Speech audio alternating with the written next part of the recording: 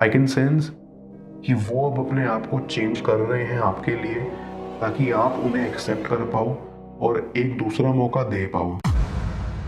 Viewer, आप अपने person को विजुलाइज करिए और मैं आपके और आपके पर्सन के लिए कार्ड स्प्रेड करता हूँ।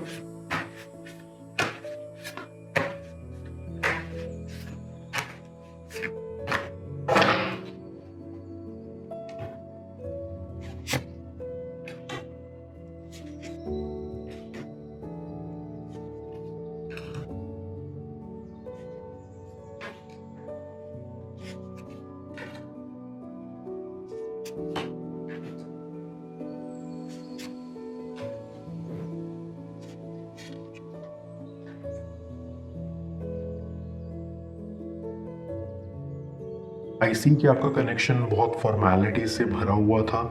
फिलहाल आप एक दूसरे से बात नहीं कर रहे, या कर भी रहे हो तो उतनी खास नहीं। आई कैन फील कि आपका पर्सन आपको अवॉइड करने की कोशिश कर रहा था।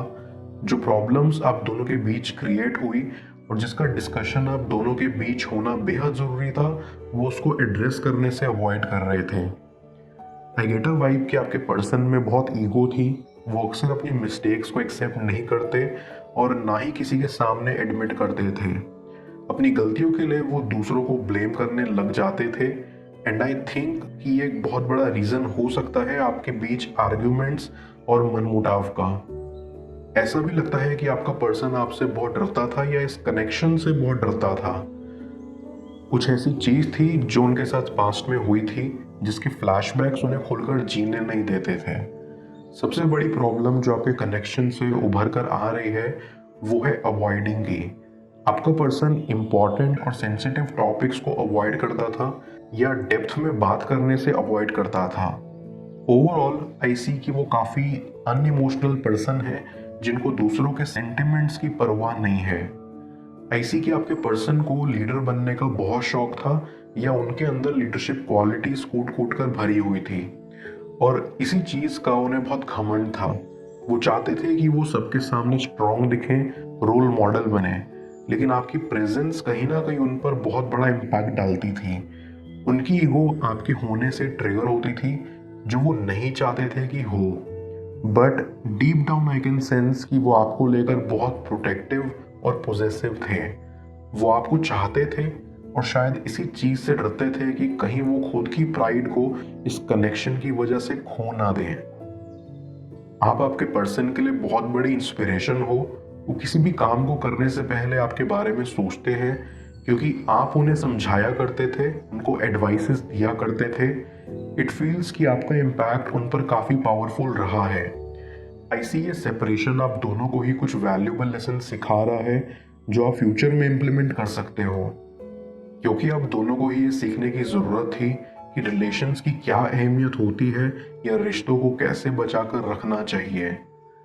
आई गेट अ वाइब कि पहले आपका मिलना जुलना काफ़ी आसानी से हो जाया करता था और आपकी बॉन्डिंग भी इस वजह से स्ट्रांग होती जा रही थी। लेकिन नाउ आई कैन सेंस कि आप अलग अलग रह रहे हैं और आपका मिलना जुलना भी कम हो गया है, जिससे इस कनेक्शन में दूरी और बढ़ गई है। आपका पर्सन भी अभी इमोशनल स्टेट और फिजिकल स्टेट दोनों के बीच स्ट्रक है। वो बैलेंस करना चाहते हैं लाइफ को, ताकि उनके इमोशंस में स्टेबिलिटी आ सके, क्योंकि पास्ट में अपने अनबैलेंस नेचर की वजह से उन्होंने आपके साथ काफ़ी रूड बिहेवियर किया जो आपको काफ़ी हर्ट किया था। तो अब आपका पर्सन अपने इस बिहेवियर को बदलना चाहता है ताकि आपके कनेक्शन में भी एक स्टेबिलिटी आ सके। आई सी कि आपने उनके ईगो और प्राइड को ट्रिगर किया था, जिससे वो अनकंफर्टेबल हो गए थे या वो नहीं चाहते थे कि उनमें से वो चीज़ हटे, क्योंकि वो रेडी नहीं थे इस चेंज के लिए, इस एवोल्यूशन के लिए। आपकी प्रेजेंस और एनर्जी उनके अंदर के कॉन्फिडेंस को लो करती थी, क्योंकि उनके हिसाब से आपका ऑरा ही इतना अच्छा था कि उन्हें अपने कैरेक्टर पर डाउट होने लगता था। I also get a vibe कि आपसे दूर होने के बाद उन्हें आपकी कमी खलने लगी है और वो चाहते हैं कि उनके अंदर पॉजिटिव चेंजेस आए। इसके लिए वो आपका सपोर्ट, आपकी प्रेजेंस चाहते हैं। बीच बीच में वो आपको कांटेक्ट करने की कोशिश भी करते हैं, लेकिन अपने पर्सनल रीजंस की वजह से रुक जाते हैं। But one things for sure कि वो आपको ज़रूर कांटेक्ट करेंगे। ऐसी कि आपके पर्सन को रियलाइज हो रहा है कि उनके बिहेवियर की वजह से वो आज इतना परेशान है, उनकी लाइफ से जैसे मानो सारी खुशियां चली गई हैं। इट फील्स कि उन्हें पछतावा हो रहा है कि उन्होंने आपके साथ कैसा बिहेवियर किया, क्योंकि अब वो आपसे दूर हैं तो वो रियलाइज कर पा रहे हैं कि ईगो से कोई रिश्ता नहीं बनता और उनको अपने कनेक्शन को प्रिजर्व करके रखना चाहिए। आई फील कि आपको उनके बिहेवियर से फ्रस्ट्रेशन से ज़्यादा हर्ट हुआ था।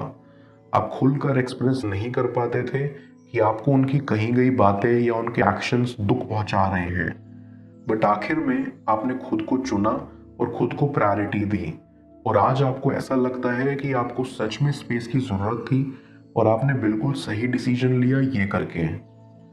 हालांकि आपको अंदर ही अंदर अपने पर्सन की याद सताती रहती है और आप होप करते हो कि वो आपसे माफ़ी मांगने आए, आपसे मुलाकात करने आए।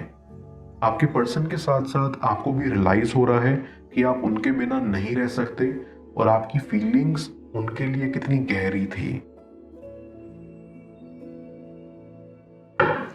मैं कार्ड्स को क्लैरिफाई करता हूँ, तब तक आप प्रॉपर एनर्जी एक्सचेंज के लिए इस रीडिंग को लाइक कर दें और पेड रीडिंग के लिए आप मुझे ऊपर दिख रहे व्हाट्सएप नंबर पर अप्रोच कर सकते हैं।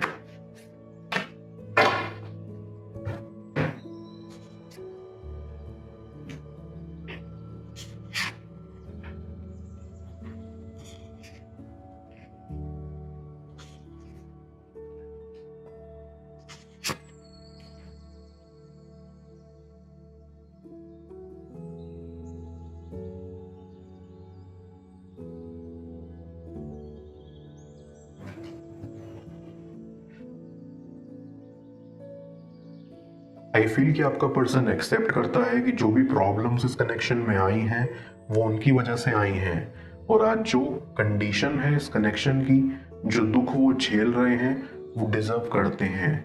उनको ऐसा लगता है कि वो किसी भी रिश्ते के लायक नहीं हैं और आप उनके साथ इतने लंबे समय तक रहे, काफ़ी सीरियस रहे, काफ़ी इन्वेस्ट किया, उसके लिए वो आपको तहे दिल से अप्रिशिएट करते हैं और सोचते हैं कि आपने कैसे ही उनको झेल लिया। आपके पर्सन को ऐसा भी लगता है कि उन्होंने आपके साथ जस्टिस नहीं किया, आपकी फीलिंग्स के साथ जस्टिस नहीं किया। इट फील्स कि उन्हें ऐसा लगता है कि उन्होंने एफर्ट्स और फीलिंग्स रेसिप्रोकेट नहीं की, लेकिन अब उनको एहसास हो रहा है कि उन्होंने आपके साथ बहुत गलत किया और आप ये सब बिल्कुल भी डिजर्व नहीं करते थे। आई कैन सेंस कि वो अब अपने आप को चेंज कर रहे हैं आपके लिए, ताकि आप उन्हें एक्सेप्ट कर पाओ और एक दूसरा मौका दे पाओ, क्योंकि उनको रियलाइज हो गया है कि वो आपके बिना नहीं रह सकते और आप जो भी उन्हें कहते थे वो उनके भले के लिए होता था। आई ऑल्सो फील कि उनका ईगो प्रॉब्लम भी खत्म हो चुका है, क्योंकि उनके सारे कनेक्शंस बिखर चुके थे।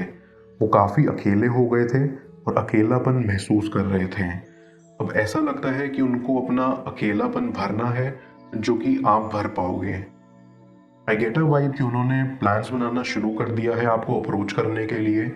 या तो वो आपको डायरेक्ट कांटेक्ट कर सकते हैं या आपके फ्रेंड्स के जरिए आप तक मैसेज पहुंचा सकते हैं, क्योंकि वन थिंग्स फॉर श्योर कि उन्होंने ठान ली है कि अब तो आपको अपना बना के ही रहना है। आपका पर्सन मुस्कुराना भूल गया है, वो ये भूल गए हैं कि असली खुशी क्या होती है, क्योंकि बहुत टाइम से आप एक दूसरे के साथ नहीं हो। आपका पर्सन काफ़ी बेबस और लाचार हो गया है और उनकी ये हालत उनकी फैमिली से देखी नहीं जाती। वो भी चाहते हैं कि उनकी खोई हुई खुशी वापस आ जाए, जो कि आपके आने से ही संभव है। इसके लिए उनकी फैमिली भी एफर्ट्स कर सकती है आपको कांटेक्ट करने के लिए। आई सी कि आप भी बहुत बेसब्री से इंतज़ार कर रहे हैं अपने पर्सन से मिलने का। डीप डाउन आपको डर भी है कि कहीं आपको दोबारा वही सबसे ना गुजरना पड़े, बट निश्चित रहिए क्योंकि आपके पर्सन ने खुद को बदल लिया है और अब वो एक बेटर पर्सन के रूप में उभर कर आ रहे हैं। आई ऑल्सो थिंक कि आप दोनों अलग अलग बैकग्राउंड से आते हैं, लेकिन फिर भी आपकी बॉन्डिंग बहुत अच्छी थी। आप दोनों को ही कभी कभी ये डर लगता था कि सोसाइटी आपको एक्सेप्ट नहीं कर पाएगी, लेकिन फिर आपको अपने कनेक्शन पर यकीन होने लग गया था कि ये कनेक्शन सक्सेसफुल होगा। बट दूरियां होने के बाद आपका विश्वास डगमगा गया था, लेकिन ये विश्वास दोबारा जुड़ने वाला है, क्योंकि आपका पर्सन जल्द ये कनेक्शन इंप्रूव करने आने वाला है। आई सी कि आपका पर्सन आपके लिए स्पेशल अरेंजमेंट्स की तैयारी कर रहा है, जिसमें वो आपको प्रपोज कर सकते हैं और आपसे माफ़ी मांग सकते हैं। वो खुद को प्रूव करना चाहते हैं कि वो अब आपके लिए परफेक्ट इंसान है और उनसे ज़्यादा आपको बेटर और कोई नहीं मिल सकता। अंदर ही अंदर वो ये भी होप करते हैं कि आप भी सेम फील करते होगे और जल्द ही आप दोनों एक होंगे।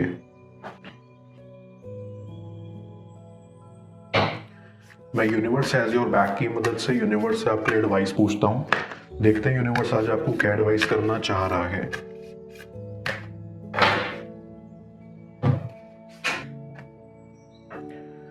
The universe works fast when I am having fun. Universe यहाँ आपको बताना चाह रहा है कि आपको एक एक दिन बोझ के जैसे नहीं जीना चाहिए, क्योंकि इससे आपकी ज़िंदगी में चीज़ें स्लो मूव करेंगी, बल्कि आपको यहाँ खुद के लिए कुछ फन करना चाहिए। बिकॉज जब आप खुद की कंपनी एंजॉय करने लगोगे और लाइफ में फन करोगे तो आप अपने पर्सन से अपनी एनर्जीज पुल बैक कर लोगे, और ऐसा करने से यूनिवर्स भी आपकी सिचुएशन में फास्ट काम कर पाएगा। अब आप उनके पीछे नहीं, वो आपके पीछे भागेंगे। कैसे, जाने स्क्रीन पर शो हो रहे हैं इस नेक्स्ट टैरो रीड में। पेड पर्सनल रीडिंग के लिए आप मुझे ऊपर दिख रहे व्हाट्सएप नंबर पर अप्रोच कर सकते हैं। मैं मिलता हूं आपसे दोबारा अगली टैरो रीडिंग में। Till then, bless you.